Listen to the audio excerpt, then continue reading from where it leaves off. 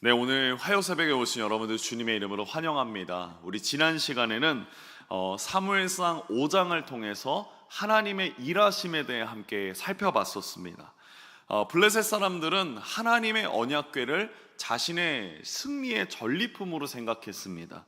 그리고 다시 다곤신 옆에 두었지만 다음 그림과 같이 다곤은 얼굴이 땅에 닿았고 그 머리가 그리고 두 손목은 끊어져서 다곤의 몸뚱이만 남았습니다.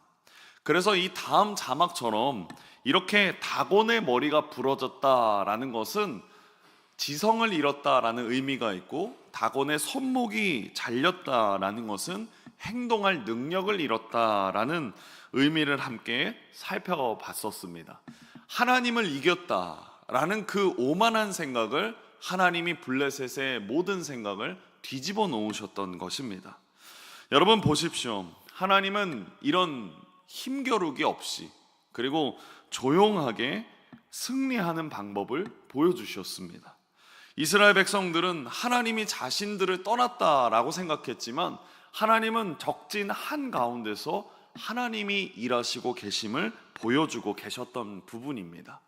하나님은 우리가 생각하는 방식이 아니라 하나님이 정하신 하나님의 방법으로 승리하시는 분이십니다.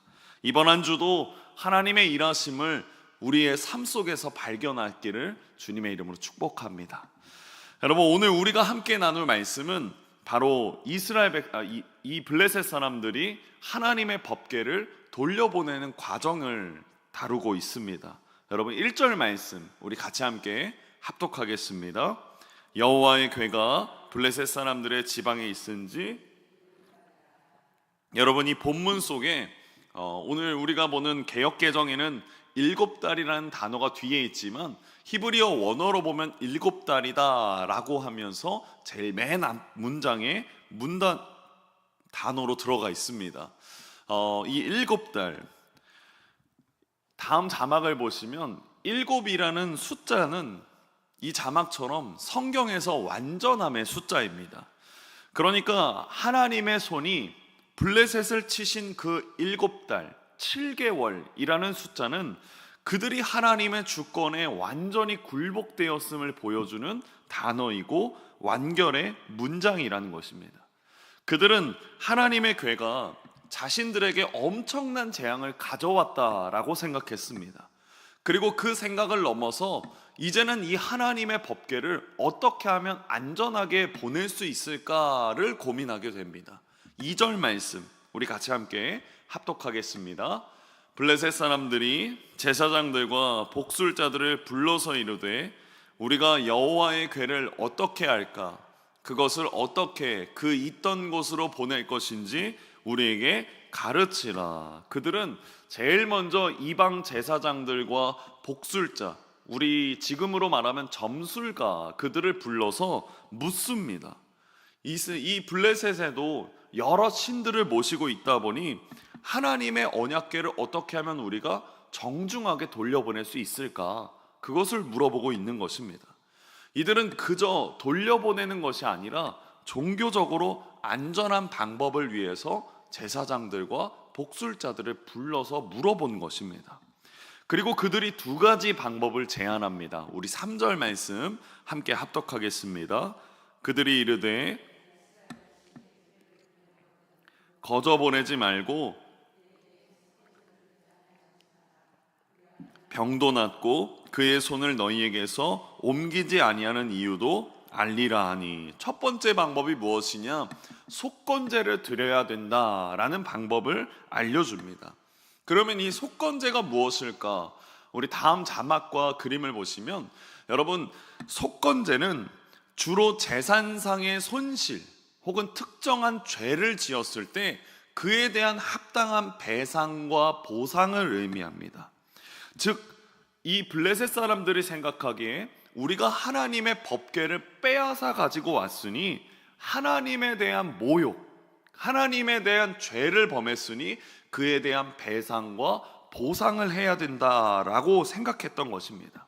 그런데 속건제를 드리기 전에 다시 오늘 3절 말씀에 보시면 파란색 부분처럼 거저 보내지 말라라고 말합니다. 이는 단순히 우리가 하나님의 법궤에 대하여 그 죄에 대하여 배상과 보상을 넘어서는 차원을 의미합니다. 그것으로는 그냥 충분한 보상과 배상을 의미하는 것이 아닌 정말 완벽하게 우리는 예우를 갖추어서 하나님에 대하여 보내야 된다라고 얘기하고 있는 것입니다. 그것을 어떻게 말하느냐? 4절 말씀에 이렇게 기록하고 있습니다. 우리 같이 함께 4절 말씀 합독하겠습니다. 그들이 이르되 무엇으로 그에게 드릴 속건제를 삼을까 하니 이르되 블레셋 사람의 방백의 수요대로 너희와 너희 통치자에게 내린 재앙이 같음이니라. 여기서 보면 오른쪽에 지도 보이십니까?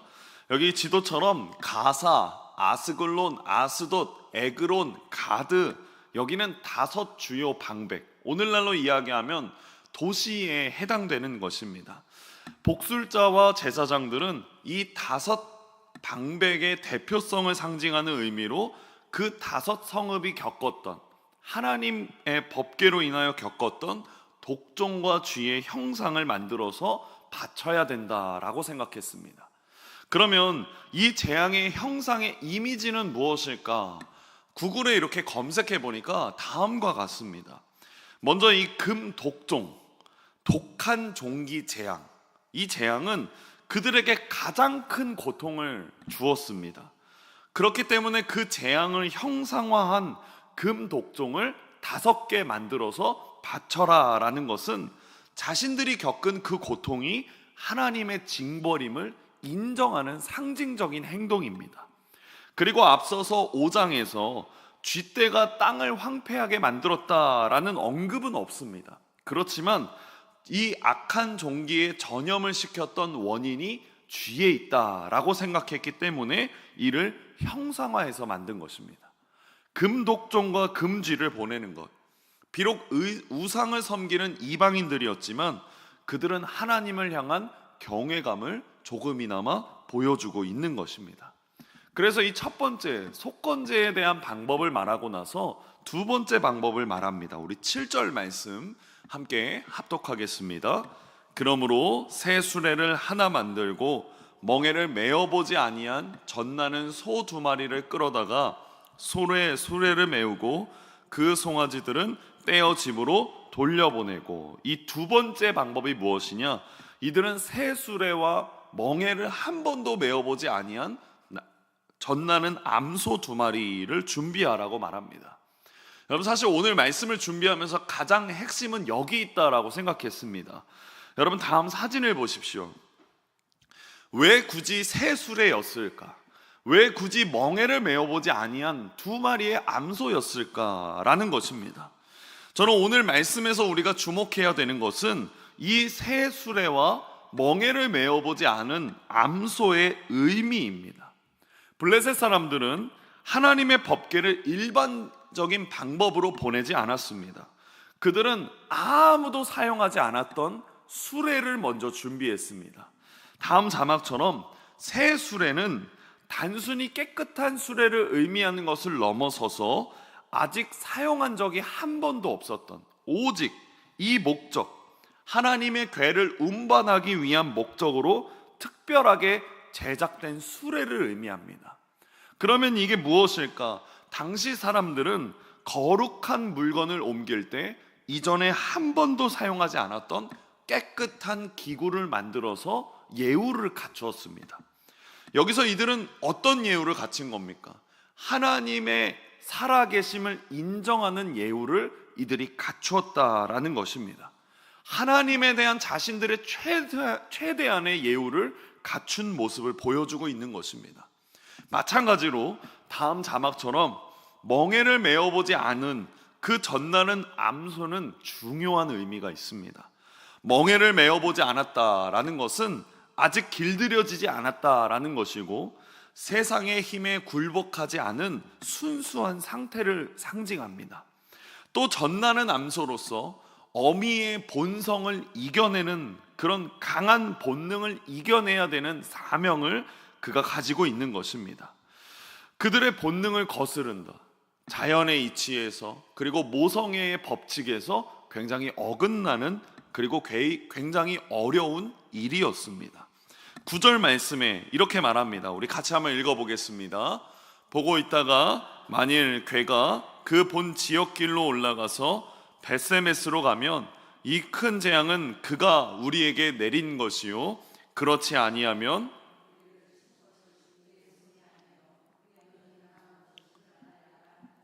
여러분 보십시오. 이 구절은 일종의 시험과 그리고 징표를 요청하는 행위입니다.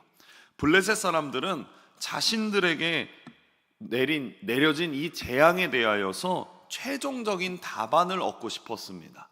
초반절 말씀해 보십시오. 만일 괴가 그 본 지역길로 올라가서 라고 말합니다.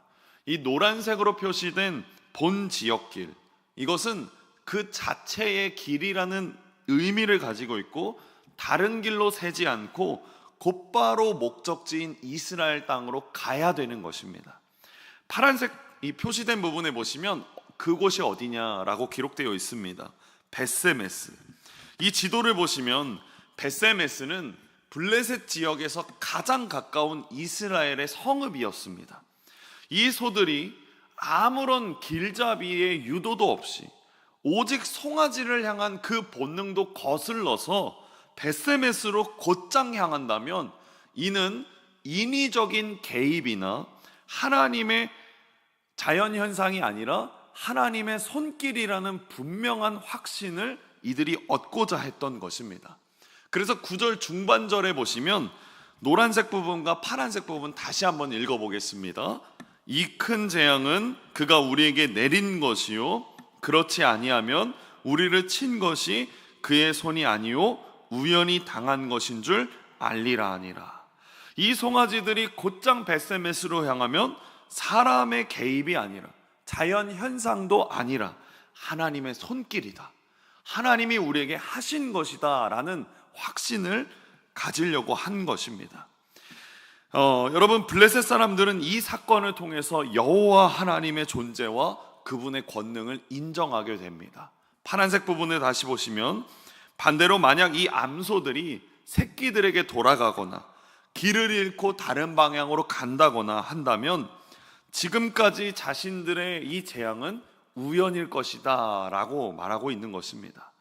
여러분 결론적으로 9절은 다음 자막처럼 블레셋 사람들의 모든 의심을 해소하고 하나님의 능력에 대한 확실한 증거를 얻고자 했던 마지막 테스트를 보여주고 있는 것입니다.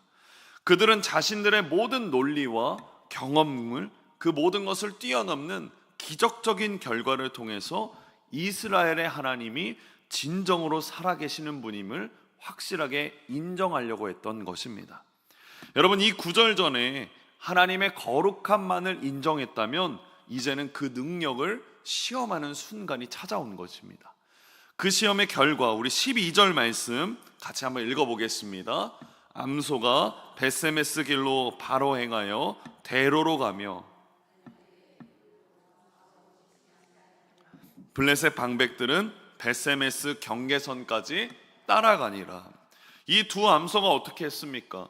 새끼의 울음소리를 뒤로 하고 곧바로 벳세메스 즉 이스라엘 땅으로 향한 것입니다.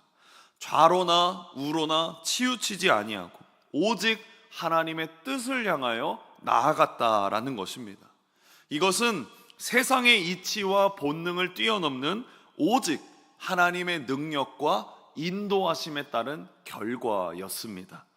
여러분 오늘 이 말씀은 우리에게 중요한 도전을 던져줍니다.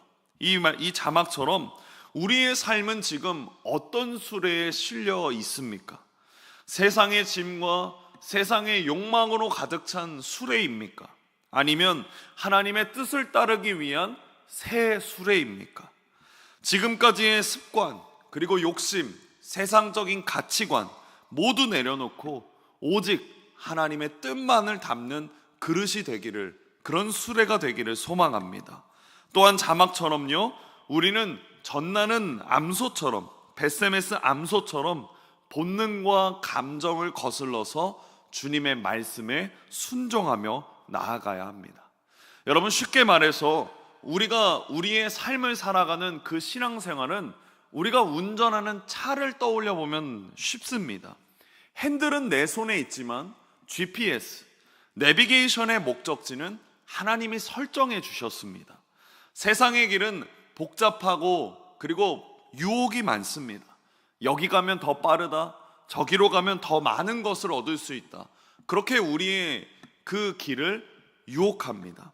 하지만 우리는 하나님이 알려주신 길, 즉 믿음의 길로 나아가야 되는 줄 믿습니다. 우리의 감정이나 우리의 이성이나 우리의 본능, 하나님이 주신 귀한 선물이지만 그것을 의지하는 것이 아니라 하나님의 말씀에 순종하며 나아가야 되는 것입니다. 그럴 때 좌로나 우로나 치우치지 않고 오직 주님이 설정하신 목적지로 나아갈 수 있는 것입니다. 매일 우리의 삶의 운행 속에서 말씀을 읽고 기도하는 것을 게을리하지 마십시오. 매일 내비게이션을 업데이트하시고 매일 우리 삶의 GPS를 확인하셔야 합니다. 내가 지금 이 길을 가고 있는 동안에 하나님의 뜻을 따라서 내가 나아가고 있는 것인가? 내가 오늘 이 행동을 할 때도 하나님은 나에게 어떤 뜻을 원하시는가? 우리는 계속해서 물어보고 계속해서 확인해야 합니다. 주님은 GPS 음성처럼 가장 정확한 길을 알려주시는 분이십니다. 주님의 음성을 들으시고 그 길이 어렵고 힘들지라도 기꺼이 발을 내딛는 저와 여러분이 되기를 소망합니다. 여러분, 주님의 음성은 곧 주님이 우리에게 주신 성경에 분명하게 기록되어 있습니다. 성경을 통해 내 힘으로 가는 것이 아니라 주님이 이끄시는 대로 순종하는 저와 여러분이 되기를 소망합니다. 말씀을 맺겠습니다. 여러분, 블레셋 사람들은 하나님을 제대로 알지 못했음에도 불구하고 주님이 어떤 분이신지를 두려워하고 최고의 것으로, 가장 정결한 것으로 온전히 올렸습니다. 그것이 바로 우리가 처음에 봤던 다음 그림의 새 수레와 그리고 멍에를 메어본 적이 없는 암소였습니다. 새 수레는 무엇이었습니까? 하나님을 향한 그들의 마음이었고, 또 멍에를 메어보지 않은 그 암소는 어떤 의미였습니까? 본능을 거스르고 말씀을 따라 좌로나 우로나 치우치지 않고 목적지로 향하는 것이었습니다. 오늘 우리도 하나님께 우리의 삶을 그리고 우리의 모든 것을 새로운 마음으로 온전히 드리는 화요일이 되기를 바랍니다. 그리하여서 하나님의 뜻을 따라 좌로나 우로나 치우치지 않는 믿음의 삶을 살아가는 저와 여러분이 되시기를 주님의 이름으로 축복합니다. 기도하겠습니다.